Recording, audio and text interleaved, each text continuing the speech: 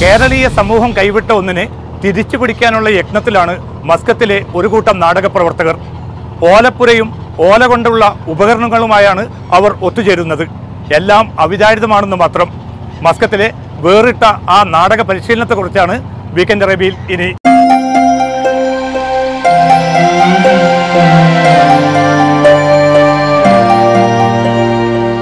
തെങ്ങും തെങ്ങോലയും നാളികേരവുമില്ലാതെ പിന്നെ എന്തു മലയാളി? ലോകത്തെവിടെയാണെങ്കിലും തെങ്ങോലയുടെ ഹരിതചാരുത മനസ്സിൽ സൂക്ഷിക്കുന്ന മലയാളിക്ക് പക്ഷേ ഗൾഫിൽ ഈന്തപ്പനയുടെ ഓല കണ്ട് നെടുവേർപ്പിടാനേ നിവൃത്തിയുണ്ടായിരുന്നുള്ളൂ. ഓലമെടയിലും ഓലമേയലുമെല്ലാം കേരളത്തിന് പോലും അന്യമാവുന്ന ഇക്കാലത്ത് ഈ കാണുന്ന കാഴ്ചകൾ തെങ്ങില്ലാത്ത മസ്കത്തിൽ നിന്നാണ്.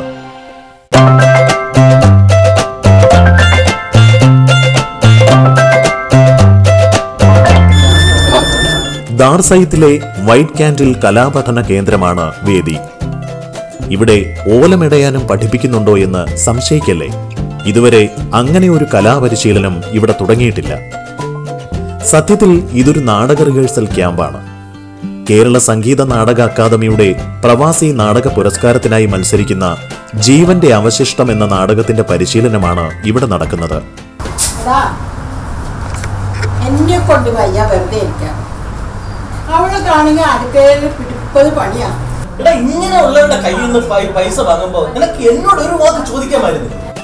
നാടക ക്യാമ്പ് എങ്ങനെ പൊടുന്നനെ ഓലമെടയിൽ പരിശീലന ക്യാമ്പായി മാറി എന്ന ചോദ്യത്തിൽ സംവിധായകനും നാടക രചയിതാവുമായ ഡോക്ടർ രാജഗോപാൽ ആർ നായർ തന്നെ മറുപടി പറയും. നാട്ടിലെ ഒരു പഴയ വീടിന്റെ ഒരു സെറ്റ് കാണിക്കേണ്ട ആവശ്യമാണ്.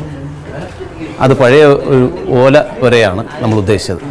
അതിലേക്ക് വേണ്ടി സലാലയിൽ നിന്നും പച്ച ഓല കൊണ്ടുവന്നു.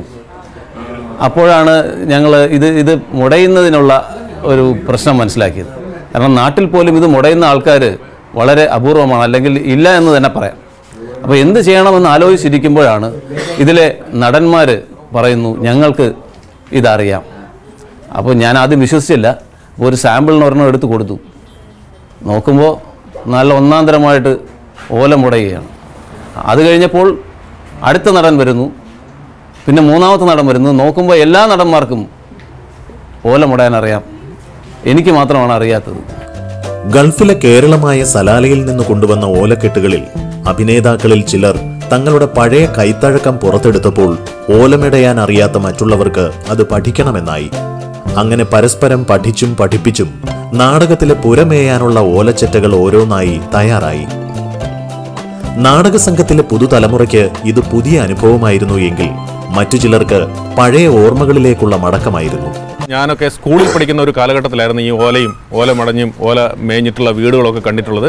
ഇപ്പം ഇത് കിട്ടിക്കഴിഞ്ഞപ്പം വളരെയധികം ആവേശപൂർവ്വം വളരെ സന്തോഷപൂർവ്വമാണ് ഇത് കാര്യങ്ങളൊക്കെ ചെയ്തത്. വളരെയധികം സന്തോഷം തോന്നുന്നുണ്ട്. പുരമേയാനുള്ള ഓലച്ചെറ്റകൾ മാത്രമല്ല ഇവിടെ പിറവിയെടുത്തത്. ഓലപ്പന്ത്, ഓല പീപ്പി, ഓല വാച്ച്, ഓല പാമ്പ്, ഓല താമര, ഓല കണ്ണട, അങ്ങനെ മലയാളിയുടെ കുട്ടിക്കാലത്തെ സമ്പന്നമാക്കിയ പലതും റിഹേഴ്സൽ ക്യാമ്പിൽ നിമിഷങ്ങൾക്കകം രൂപം കൊണ്ടു. പ്ലേ സ്റ്റേഷൻ യുഗത്തിലെ മലയാളി കുട്ടികളും ഓലപ്പന്തും പീപ്പിയും കിട്ടിയാൽ വിടില്ല എന്നതാണ് സത്യം. ഇതെല്ലാം തികച്ചും അവിചാരിതമായിരുന്നു എന്നതാണ് മറ്റൊരു പ്രത്യേകത. ഖാത്തി വിളക്കിന് വേണ്ടിയാണ് ഉണ്ടാക്കുന്നത്. അമ്മ ഉണ്ടാക്കുന്നത് കണ്ടിട്ടാണ് ഞാൻ പഠിച്ചത്. ഇവിടെ ഓല കണ്ടപ്പോഴേ ഇത് ഉണ്ടാക്കണമെന്ന് തോന്നി. താമരമൊട്ട്, താമരപ്പൂ, ബോള്, പാമ്പ്. ഓല ഈ നാടക ക്യാമ്പിൽ സൃഷ്ടിച്ച ആവേശം കണ്ട് തെങ്ങോലയിൽ നിന്നുള്ള കരകൗശല വസ്തുക്കളെ ആസ്പദമാക്കി ഒരു കലാപരിശീലന ശില്പശാലയെക്കുറിച്ച് ഗൗരവമേറിയ ആലോചനയിലാണ് വൈറ്റ് ക്യാൻഡിൽ കലാപഠന കേന്ദ്രത്തിന്റെ സാരഥികളായ ഗിരിജ ബേക്കറും മകൾ ലക്ഷ്മിയും.